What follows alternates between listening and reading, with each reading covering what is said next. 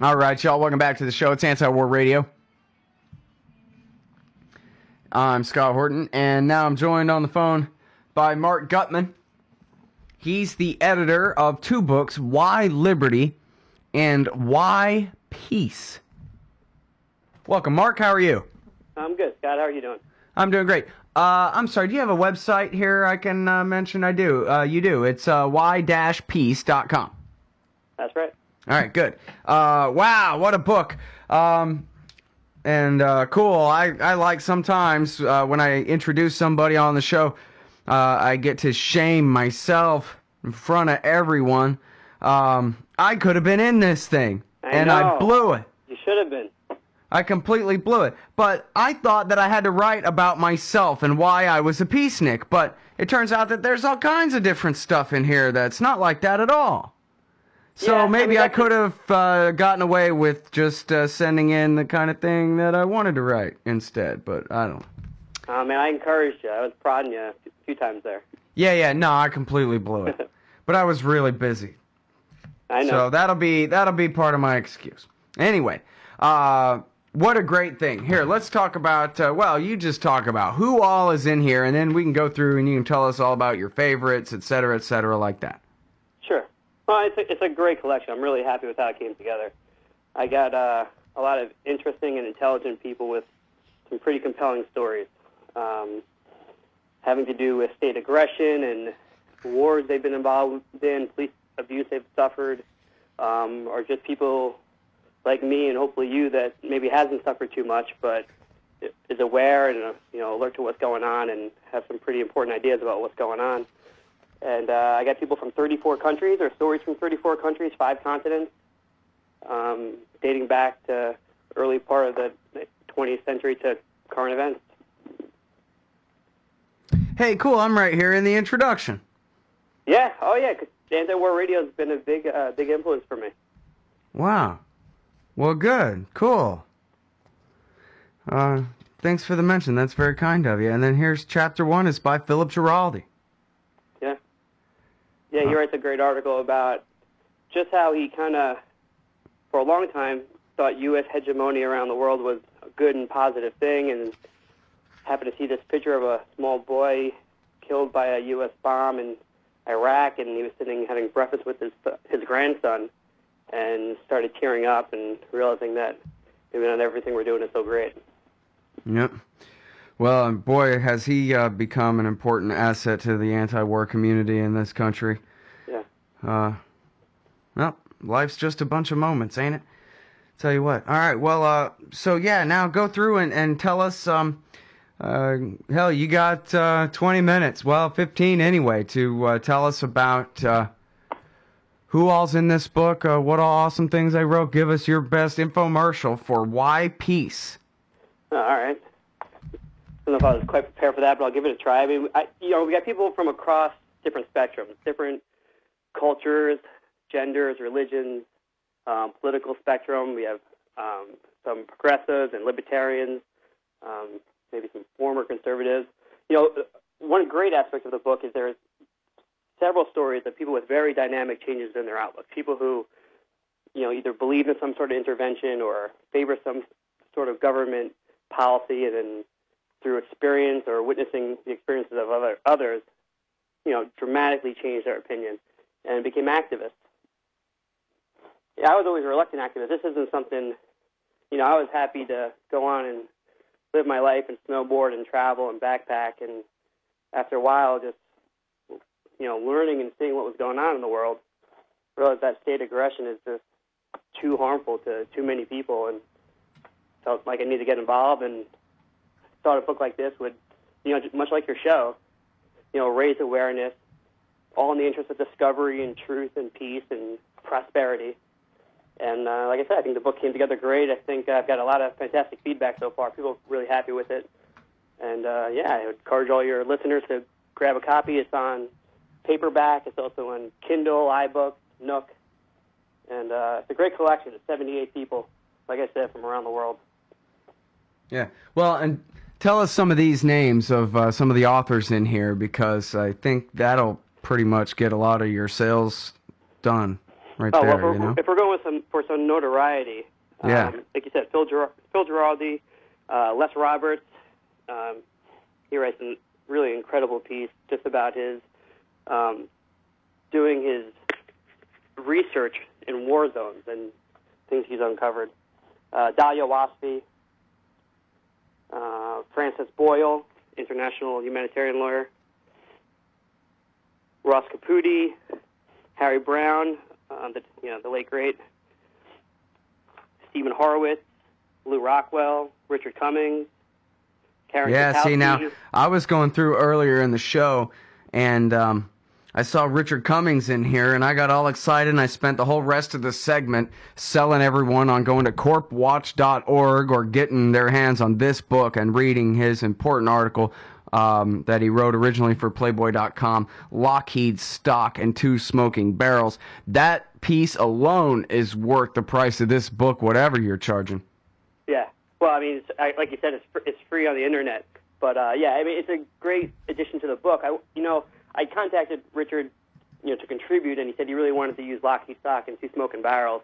And I thought, what a great, way to include something about the military-industrial and congressional complex and just how intertwined, corporatism is with the Congress and our war efforts. And, yeah, it's a great collection. It's great in the collection. Let's see, Malou Innocence in here, James Payne, Robert Higgs, of course, Charles Goyette. Some close friends who've experienced some pretty traumatic things overseas. I have a friend who I was friends with in New York for a while. He's Japanese, and he got involved in aiding North Korean refugees escape through China into Thailand. And he had a couple of successful missions, and then on his very last mission, he got caught by the Chinese authorities and was put in jail for 9 months. And there was an effort here and an effort abroad to get him out, and after 9 months, he was free. He's still involved in the movement, but I don't think he's allowed to leave Japan or enter China. There's a lot of personal accounts in here, and it's not just about U.S. government state aggression. It's about governments all around the world and how they harm innocent people. You still there, Scott? Yeah, I'm listening. Okay, sorry. Go on. No problem. I should be interacting better. Sorry. No, that's all right. War and Inflation by Lou Rockwell. You mentioned that he had a piece in here. Yeah. And it's sort of become a running joke on my show that whenever I interview Lou, we end up talking about war and inflation. And he likes to joke that we don't know at this point anymore. It's all gotten confused. We're not sure whether they inflate so that they can wage war, or whether they wage war just so they can inflate. And Right. I don't know if he makes the exact same joke in this piece, but those two things certainly go hand in hand right there. In fact, we just played on the show the other day a speech by Joe Salerno at the Mises Institute where he talked about the only time he could ever find wars that weren't waged with inflation was the Napoleonic Wars, where somehow the French stayed on the gold standard during that. But for everybody else, they start printing money. Right. Yeah, he makes the case early on in the piece that, did they create the Fed so they can war, or did their interest in war have them, create the Fed? Yeah.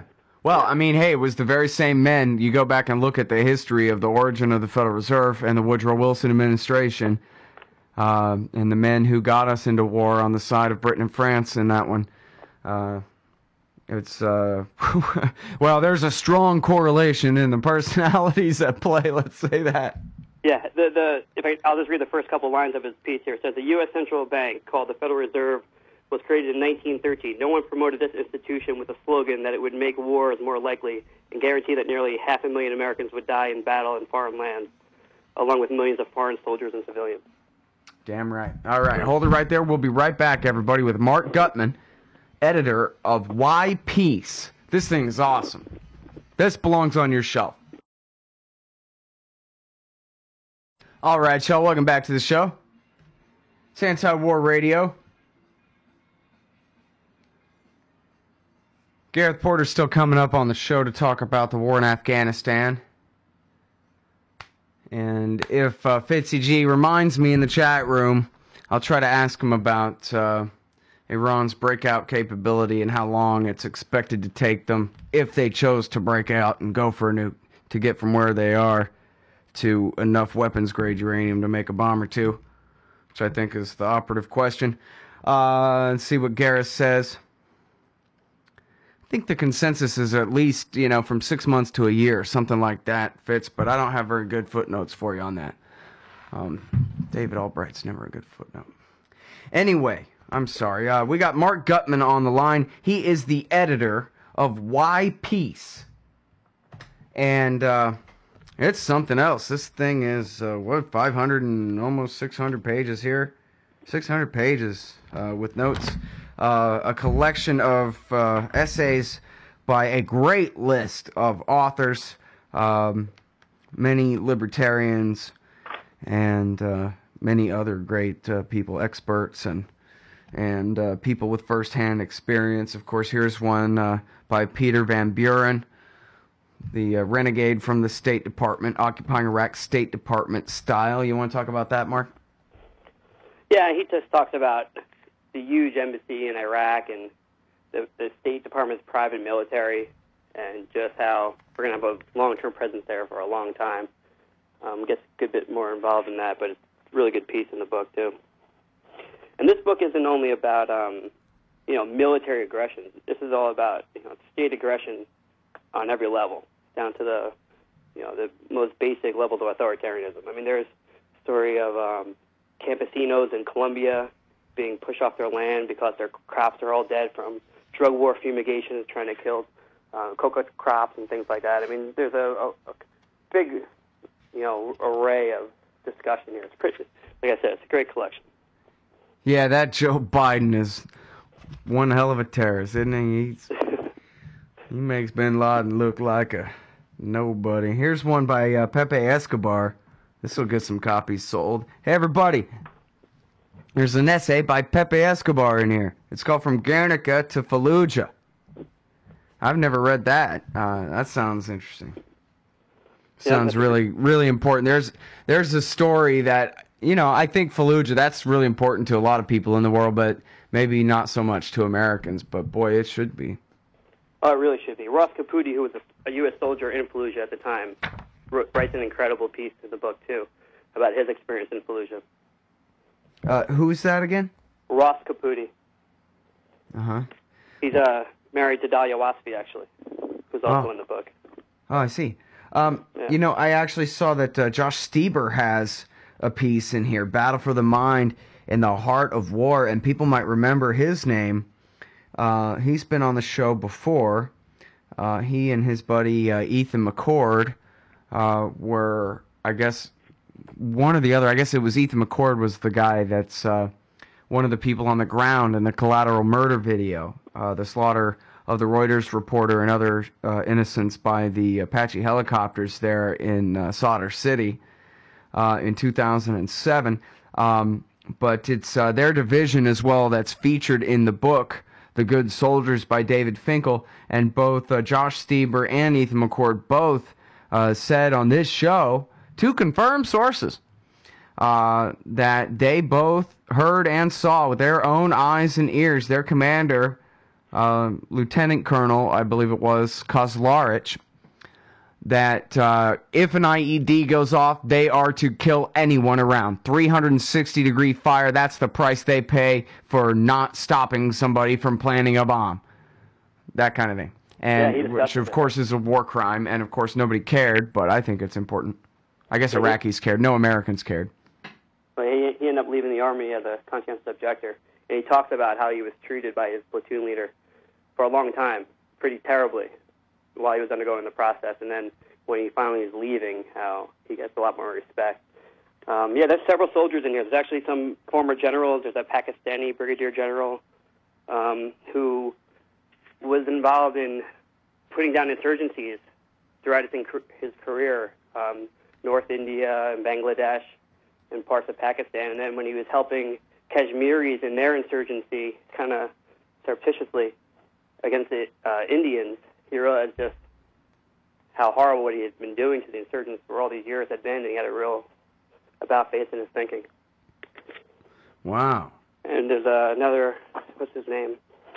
Another U.S. soldier, John Turner, writes about his PTSD and how hard it's been for him. A lot of vets in here, actually. Yeah, I see two members of the Schaefer family are in here, Brittany Schaefer and her father, Butler Schaefer. Yeah, and her piece is one of my favorite in the book. It is, and, she's not writing from any experience. I did say her name wrong. I'm sorry. I'm horrible. Terrific. What's that? I said her name wrong. I'm horrible. I'm sorry. Well, I wasn't sure. Yeah. Well, now I don't remember anymore. I think you were right and I was wrong. Hell. Anyway, I'm sure she's used to people getting it wrong. Her piece actually is available on Lou Rockwell's site. Oh, just good. Look up, just look up Brittany Schaefer, Mere Anarchy Loosed Upon the World. And I strongly recommend reading it. It's a terrific piece. Yep. See, David R. Henderson, our wartime economist, is here. How George W. Bush changed my life. Yeah. There's one line in his piece I really like. He talks about a lot of different things. He talks about how George Bush changed his life because he got him to think about foreign policy and start researching and writing about foreign policy. But what he found in his research is that governments tend to be a lot more aggressive overseas because their own citizens who vote for them and fund them won't put up with it at home. So they can get away with it overseas where people are less likely to understand what's going on. Mm-hmm. Well, yeah, and especially when we're all here safe in North America. They say we're not, but yeah, we are too, which means our government can just sit there and blast people on the other side of the planet from here. It might as well be Mars as far as the American people care. If anything, we get to enjoy watching explosions on TV, but we never have to smell the burning corpses or, really hear the wails of the grandparents of the dead, etc. Yeah, we're not holding the orphans here. Right. And, it's funny, too, because occasionally, if you watch a documentary or something, they'll say, hey, look, here are some pathetic, weeping Afghan survivors of dead people. And only then do you realize that you never get to see this. You know what I mean? You might go your whole day without ever thinking about that kind of thing until somebody puts it in your face. And then only then do you realize, wow, CNN, MSNBC, Fox News, whatever, they don't ever show the aftermath. Hell, even you look at the Bales massacre there in Kandahar and whoever else helped them do it. I don't know exactly, but anyway, all the questions in the media became about the poor guy. I wonder what drove him to it. And no coverage whatsoever about, here are the little kids that he killed. More than half of the people were kids. And they just, they're still like basically, figments of Wolf Blitzer's imagination, something like that. Nothing to really be explored. No, you're right. It's definitely sanitized for the audience here. And it's too bad. But, the internet has been so good, I think, at exposing so much of this. And it's helped me realize just really what's going on. Yeah, you know what it is? The internet, it's like the Second Amendment for the First Amendment. It's right. It's what guarantees the ability to talk back. It used to all just be so one way, and now, hell, I just, it can't be me, but I see how Glenn Greenwald, for example, uses Twitter as a weapon against the mainstream media and use it in a way where the Chuck Todds of the world have to respond to him, at least in part, a little bit of pressure along that. And, of course, always just granting people somewhere else to go. Granting people a place to see that a lot of other people are doing it, too, and they can, too. Like you, for example. Look at this book you put together. It's incredible. Yeah, I'm really happy with it. I'm really happy with the way it came out, and I'm really happy with the response I've gotten so far. It's my second book. My first book was Why Liberty, and that was just more about mostly libertarians and how they came to appreciate the non-aggression principle and just treating each other peacefully and peaceful interaction and not using government to achieve your agendas. But then I thought something's missing. The most important issue is just war and police aggression and civil liberties infringements, and I need a book dedicated to that. Yep. Well, I apologize to you for not having sat down and really gone through this thing yet. I've been really bad about catching up on my books lately. Love it. But I will read it, and I will highly value this volume. This is really something else that you've done here, Mark, and I really appreciate it. Thanks, guys. Everybody, that is Marc Guttman. The website is y-peace.com, .org, something like that. Anyway, and the book is Why Peace, a great collection of essays.